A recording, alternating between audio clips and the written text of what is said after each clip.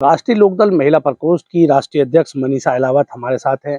मनीषा अहलावत राष्ट्रीय लोकदल को 2024 के लोकसभा चुनाव में मजबूती प्रदान करने के लिए लगातार पश्चिमी उत्तर प्रदेश का दौरा कर रही हैं, लगातार पश्चिमी उत्तर प्रदेश के लोगों से कनेक्ट हो रही हैं और राष्ट्रीय लोकदल और गठबंधन में जो भी कैंडिडेट आएगा उसको जिताने के लिए लगातार काम कर रही हैं। सरदाना के पूर्व विधायक चंद्रवीर सिंह के परिवार से ताल्लुक रखती है। मनीषा जी, सबसे पहले आपका स्वागत है। नमस्ते।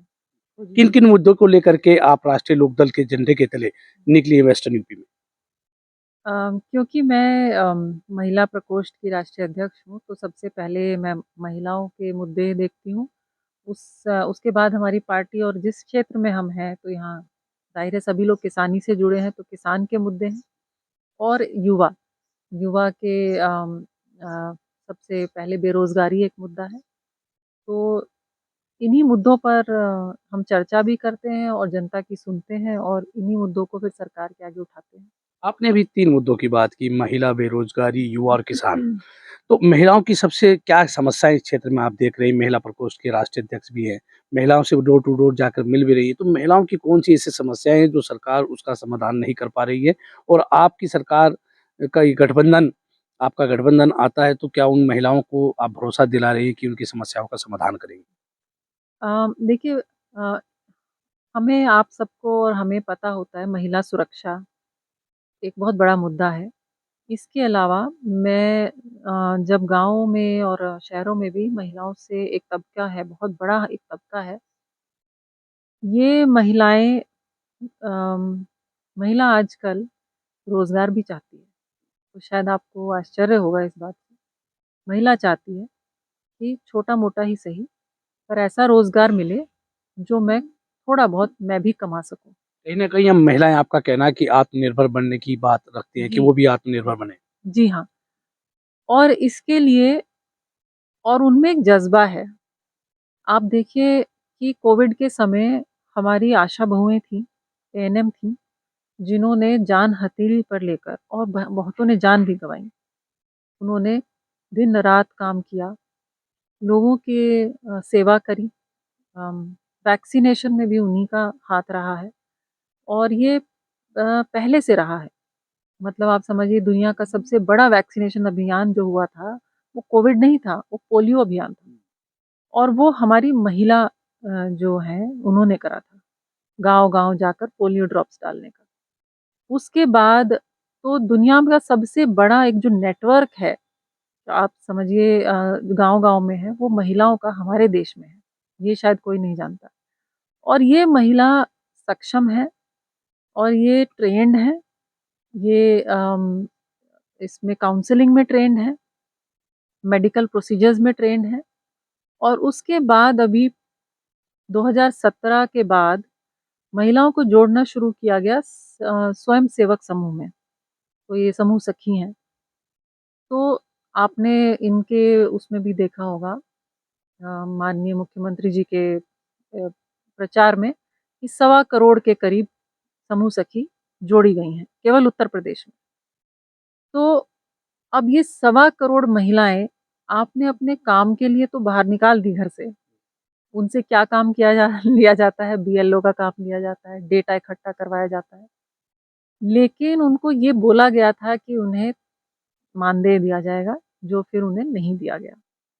अब उन्हें बार-बार बस ये बोला जाता है कि अब मिलेगा, अगले महीने आपका कहना है कि महिलाओं से जो बीएलओ या सखी के तौर पर काम कर रही है, उनको मानदेय नहीं मिल पा रहा है। नहीं मिल पा रहा है और मैं समझती हूँ एक जो है ना फ्री की लेबर और सरकार ने इंस्टीट्यूशनलाइज़ कर दिया है शोषण को, कि मतलब उनसे काम पूरा लिया जा रहा है। आपने उनको एक को बिजली का बिल जमा करने वाली दीदी है एक, उन्हें फिर भी थोड़ा मिल जाता है। बैंक वाली दीदी है एक, कोई लखपति दीदी है। लखपति का मतलब ये नहीं लखपति बन गई है मतलब उस नाम है। नहीं, आप अभी कह रही हैं महिलाओं की बहुत सारे सवाल आपने उठा रही हैं, हाँ। लेकिन सरकार उत्तर प्रदेश सरकार भी कहती है, प्रधानमंत्री भी कहते हैं कि हम महिलाओं के उत्थान के लिए लगातार काम कर रहे हैं। तो कहाँ खामी आप देखती हैं कि महिलाओं के विकास उत्थान के लिए जी। ये सरकार यहाँ पर कमज़ोर है? यही मैं बताना चाह रही हूँ कि सरकार जो है महिलाओं को बहका-बहका कर उनके नाम पर तमाम योजनाएँ तो वो निकालते हैं, प्रचार करते हैं। अभी आप कहीं होर्डिंग देखेंगे मोदी जी और योगी जी दिल्ली में लगी हुई हैं, लखनऊ में लगी हुई हैं। मोदी जी और योगी जी होते हैं उसमें, एक और उसमें फ़ोटो होती है, बताइए किसकी होती है? महिला की। एक महिला की होती है, चाहे वो हर घर नल की हो, या वो उज्ज्वला की हो, या वो ये समूह सखी की, जो भी हो, उसमें महिला के नाम पर प्रचार बहुत बटोरा जा रहा है, एक माहौल बनाया जा रहा है कि हम महिला के पक्ष में हैं। लेकिन इन महिलाओं से काम लिया जा रहा है केवल और केवल, और समय पर वोट। जैसे उज्ज्वला योजना की आपने बात की, तो भारत सरकार ने उज्ज्वला योजना के नाम पर महिलाओं को गैस सिलेंडर तो दिए, फ्री में दिए हैं। तो अब फ्री सिलेंडर में फ्री की गैस भी दे देते, गैस तो महँगी कर दी।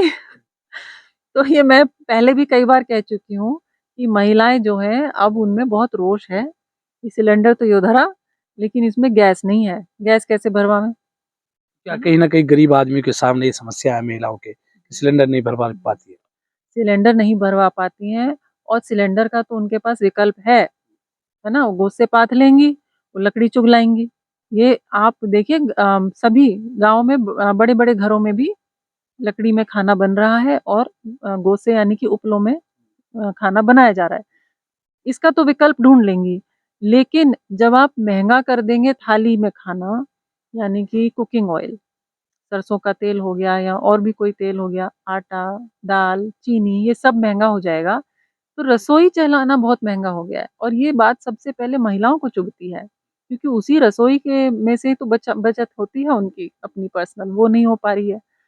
तो उसके अलावा जो मैं कह रही थी कि रोज़गार वो चाहती हैं, उसके लिए एसएचजी जो बने थे, ये अच्छा है, लेकिन इसको किसी और काम में लिया जा रहा है।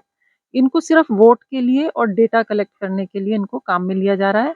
इनको इनकी मेहनत का मानदेय नहीं दिया जा रहा समय पे, और क्योंकि ये महिलाएँ हैं, तो इनकी आवाज़ भी इनको पता है इतनी जल्दी ऊपर नहीं उठेगी। थोड़ा बहुत वो करेंगी, लेकिन काम कर लेंगी, क्योंकि सरकारी एक वो वादा है कि अगली बार मिल जाएगा, अगली बार मिल जाएगा, तो इस चक्कर में ना वो छोड़ पा रही हैं, ना उनको अपने काम का कोई मुआवज़ा मिल रहा है। तो राष्ट्रीय लोकदल के आप महिला मोर्चे की राष्ट्रीय अध्यक्ष हैं। पश्चिमी उत्तर प्रदेश के लगातार आप दौरे पर हैं। तो महिलाओं को क्या समझा रहे हैं कि आपकी पार्टी या आपके गठबंधन की तरफ, इंडिया गठबंधन की तरफ उनको आना चाहिए? क्या भरोसा आप उनको दिला रही हैं? तो हमारा भरोसा है महिलाओं को रोज़गार की गारंटी, क्योंकि अम, देखिए युवा के लिए रोज़गार उत्पन्न करना एक थोड़ा एक बड़े लेवल पे नीति बनानी होती है। सरकार, मुख्यमंत्री अगर भर्ती खोलेंगे, लाखों पद खाली पड़े हैं तो वो दे सकते हैं। लेकिन महिलाओं के लिए जो रोज़गार है, वो एक विधानसभा में या एक संसदीय क्षेत्र में किया जा सकता है, क्योंकि बहुत अच्छी स्कीम है सेल्फ हेल्प ग्रुप। आप महिलाओं के लिए आप उनको कुछ किसी चीज़ में प्रशिक्षित कीजिए, उस सामान को बाज़ार तक पहुँचाना है, बस यही तो करना है। महिलाएँ इतनी कुशल हैं, कुछ ना कुछ हर गाँव में हमारे यहाँ बनाती हैं, और ये हैंडीक्राफ्ट यानी लघु उद्योग में आता है। अगर ये हम प्रमोट करें अपने यहाँ के गाँवों में, तो महिला घर बैठे कुछ हज़ार रुपए हर महीने कमा सकती है। और वो काम करके जो उसको ऑलरेडी आता है, उसको थोड़ा-सा फाइन ट्यून करना है हमें, जिससे कि बाहर मार्केट में वो सामान अच्छे दाम पर बिक सके। तो ये मुझे लगता है ये रोज़गार गारंटी तो मैं दे सकती हूँ, क्योंकि मेरा एनजीओ करता है ये काम। तो ये काम तो हर संसदीय क्षेत्र में महिलाओं के साथ, क्योंकि वो महिला जुड़ी हुई हैं ऑलरेडी, बहुत आसान है करना। महिलाओं की एक यूनिवर्सिटी हमारे प्रदेश में नहीं है। ये बड़े ताज्जुब की बात है कि उत्तर प्रदेश में महिला गर्ल्स यूनिवर्सिटी नहीं है, तो वो स्थापित होनी चाहिए। दूसरा ये महिला सुरक्षा, तो महिला सुरक्षा केवल वो नहीं होता कि कानून और पुलिस, महिला सुरक्षा एक समाज में भी होती है। जैसे आज साक्षी मलिक के साथ जो हो रहा है, एक बहुत ही खतरनाक संदेश हमारे समाज में जा रहा है कि अगर बेटी आवाज़ उठाएगी तो उसे कुचल दिया जाएगा, और ये कोई मामूली बेटी नहीं है, ये वो है जो ओलंपिक पदक जीत कर लाई है। अगर उसकी ही सुनवाई नहीं है, तो एक आम लड़की की क्या सुनवाई होगी? नहीं, तो सरकार तो दोनों कहती है, केंद्र सरकार भी कहती है, उत्तर प्रदेश सरकार भी कहती है कि हम महिलाओं के मान सम्मान, महिलाओं की सुरक्षा के लिए मैदान में हैं। तो आज मैदान में देखिए मुझे कोई नहीं दिख रहा है। प्रधानमंत्री जी ने एक ट्वीट तक नहीं किया, और फ़ोन कॉल उन्होंने अपने उपराष्ट्रपति के लिए तो उनको बहुत अपमानित महसूस हुआ, पीड़ा हुई। लेकिन एक बेटी जिसे उन्होंने कहा था तुम मेरे घर की ही हो, वो रो रही है। आज वो उसने संन्यास ले लिया है। ओलंपिक मेडल जीतना आसान बात है। आप कह रहे हैं उपराष्ट्रपति एक छोटे किसान के घर से आए हैं, बनना आसान नहीं, हम मानते हैं वो आसान नहीं है। हम मानते हैं कि जो हुआ वो गलत हुआ, लेकिन आपने तो और भी बड़ा गलती की है। आप उनके लिए भी तो प्रधानमंत्री हैं या बेटियों के प्रधानमंत्री नहीं हैं। उपराष्ट्रपति तो बहुत विशेषाधिकार रखते हैं। संसद में उन्होंने अपनी पीड़ा रख दी। इन बेटियों की आवाज़ कहाँ तक पहुँची बताइए? जिस पर आरोप है, जिस पर पुलिस के पास तमाम सबूत हैं, उसको आप संसद से नहीं निकाल रहे, अपने मन से तो निकाल सकते थे। तो ये थी मनीषा अलावत, जिन्होंने महिलाओं के मुद्दे पर हमारे साथ बात की। मैं हूँ राशिद अली और आप देख रहे हैं